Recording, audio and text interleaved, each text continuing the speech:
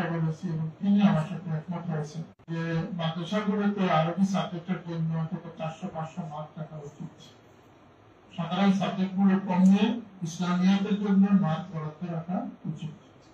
সে নিয়ে আমরা যখন অবস্থায় আছি তখন আবার দেখা যাচ্ছে যে একটি প্রতিষ্ঠান, ঐতিহ্যপূর্ণ একটি প্রতিষ্ঠান, শিক্ষক স্বল্পতা, তারপরে অবকাঠামোগত স্বল্পতা, পরিবেশগত উন্নয়নের অভাব, নানাবিধ সমস্যায় জর্জরিত একটি শিক্ষা প্রতিষ্ঠান। যে কারণে আমি গত সংসদে বাংলাদেশের সরকারি 3টা আলিয়া মাদ্রাসা সম্পর্কে আমি সংসদে প্রস্তাবনা উত্থাপন করেছিলাম।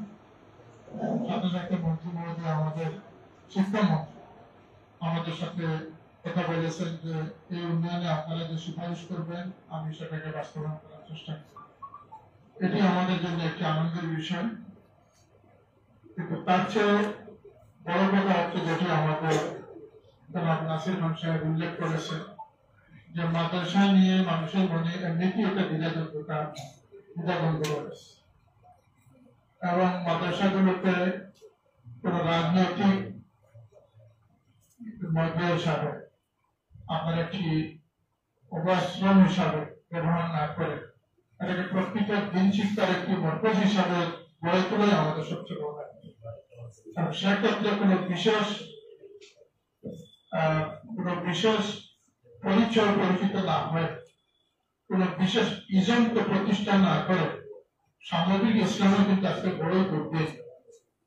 মোহাম্মদ রাসূলুল্লাহ সাল্লাল্লাহু আলাইহি ওয়াসাল্লাম যে দিন রেখে গেছেন সেই দিনের প্রকৃত দায়িত্বের খুবই অভাব। কেউ রাজনৈতিক কেন্দ্রিক, কেউ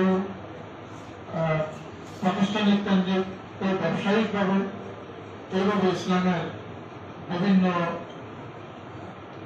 বিভিন্ন ক্ষেত্রে ইসলামকে ক্ষতিগ্রস্ত করা হচ্ছে।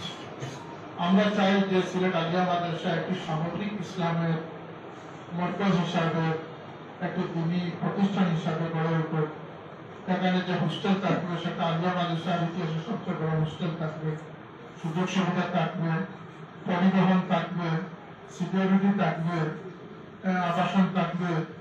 এক্ষেত্রে আমাদের আন্তরিকতার কোনো অভাব নেই। কিন্তু বিষয়টি যেটি আমাদের নলেজে আসতেছে বারবার, সেটি হচ্ছে যে এই সময় এসেও আপনারা হোস্টেলে বহিরাগত রাখবেন, এই হোস্টেলে অছাত্র রাখবেন, বিশেষ দেখে রাখবেন, সব মেধাবী ছাত্ররা বঞ্চিত হবে। এই ধরনের যদি কার্যক্রম চলে তাহলে সরকারও এখানে এগিয়ে আসবে না, জনপ্রতিনিধিগণ এগিয়ে আসবেন না। আজকে সবার সবচেয়ে বড় সিদ্ধান্ত যেটি সেটি হচ্ছে যে আমরা সিলেট আলিয়ার যে সংকট রয়েছে সেক্ষেত্রে সুপারিশের ক্ষেত্রে সিলেটের 4-5 জন সংসদ সদস্য এবং 19 জন সংসদ সদস্য যদি সুপারিশ লাগে সেটির ব্যবস্থা আমরা করতে পারি। মাদ্রাসাটাকে একটি মাদ্রাসায় রূপান্তরিত করতে হবে। এখানে ছাত্রদের যে নৈতিক অবক্ষয় পরিলক্ষিত হয়, এখানে স্কুলের ছাত্ররা মাস্টার ছাত্রের মধ্যে যদি কোনো পার্থক্য না থাকে, সবাই যদি একাকার হয়ে যায়, তাহলে এটাকে মাদ্রাসা হিসাবে আমরা মেহনত করার কোনো সুযোগ থাকবে। এটাকে মাদ্রাসা রাখতে হবে।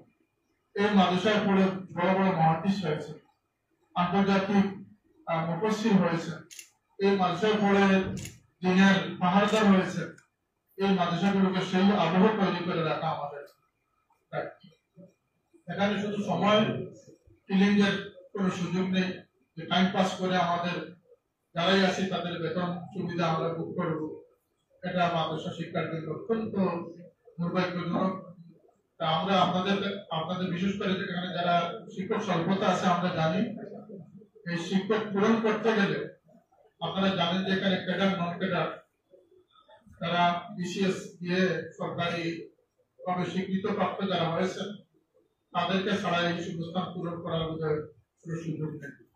আর এক্ষেত্রে আলিমুল আমাদেরকে অনেক কম সংখ্যক পাওয়া যায়, আর যাদেরকে পাওয়া যায় তারা আলিয়া মাদ্রাসার ঐতিহ্যের সাথে সামঞ্জস্যপূর্ণ।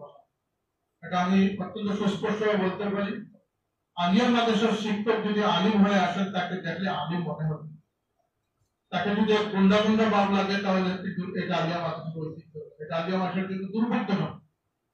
এমনকি প্রিন্সিপাল মহোদয় সহ আমরা সকলকে বলবো যে ছাত্রদের নৈতিক চারিত্রিক উন্নতি করবে আপনারা তাদেরকে সেই বিষয়ে আপনারা সতর্ক দৃষ্টি রাখবেন, যাতে সে দিনের একজন পাহারাদার হতে পারে, দিনের জন্য কলঙ্ক না। আর বিশেষ কোন গোষ্ঠী বা বিশেষ কোন ইজমকে যদি এখানে প্রতিষ্ঠার ব্যবস্থা নেন, তাহলে অন্যরা দৃষ্টি ফিরিয়ে নেবে, এটাই স্বাভাবিক। আজকের দিনে বাংলাদেশে মাননীয় প্রধানমন্ত্রী শিক্ষা ক্ষেত্রে যে বরাদ্দ বা যে উন্নয়নের তিনি উদ্যোগ নিয়েছেন, সেখানে সিলেট আলিয়া তো পিছিয়ে পড়ার কোনো কারণ। সিলেট আলিয়া প্রায় বলতে গেলে কত শতাব্দী যাবত এই হোস্টেলগুলো চলে আসে, এই গদবাদা নিয়মে চলে আসে। আমি হোস্টেল সুপারিনটেন্ডেন্ট সাহেবকে জিজ্ঞেস করলাম যে এখানে অছাত্র আছে কি, তিনি বললেন নাই, কিন্তু এখানে অছাত্র থাকে, সিট পাই না। এটা একটা বিশেষ রাজনৈতিক দলের যদি কেন্দ্রস্থল হয়ে যায়, তাহলে আগের দিকে আমরা নজর দিতে কোনো লাভ নেই। আজকে তার বিশেষ নজর দিব। আচ্ছা, এগুলা আপনাদের দৃষ্টিতে আনতে হবে। শিক্ষক নিয়োগের ক্ষেত্রে আমরা এই ঘাটতি পূরণের জন্য আমরা সচেষ্ট। ইনশাল্লাহ আপনারা কয়েকজন শিক্ষকের সুপারিশ দেবেন, আমরা সেই সুপারিশ অনুযায়ী যদি তারা দিনের জন্য লাভজনক ব্যক্তি হয়ে থাকেন, তাদের নিয়োগের ক্ষেত্রে যা জটিলতা আছে সব দূর করার দায়িত্ব আমাদের। এখানে একটা বিল্ডিং এর ব্যবস্থা হবে ইনশাল্লাহ। আপনাদের গাড়ির চাহিদা এগুলো মাননীয় মন্ত্রী মহোদয় বলবেন। আপনি এমপি ছিলেন সিলেট একের আব্দুল মনির সাহেব, আমি সিলেট পাশের, কিন্তু তিনি মন্ত্রী হিসেবে সারা দেশে, তিনি সারা দেশে, তিনি বললে সেটা গুরুত্ব আরো বেশি হবে। যাই হোক, আজকে আপনারা আমাদেরকে এখানে বসার আসার সুযোগ দিয়েছেন, আপনাদেরকে ধন্যবাদ। আপনাদের পরীক্ষা পদ্ধতি বা আপনাদের আবাসন ব্যবস্থা, একাডেমিক ভবনের বিভিন্ন অবস্থা আমি নিজে আগে দেখে এসেছি।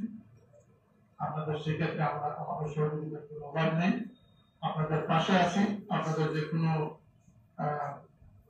যে তথ্য আমাদের কাছে দিয়েছেন সেই অনুযায়ী আপনাদের উন্নতির কথা আমাদের সহযোগিতা থাকবে। সবাইকে ধন্যবাদ। আসসালামু আলাইকুম।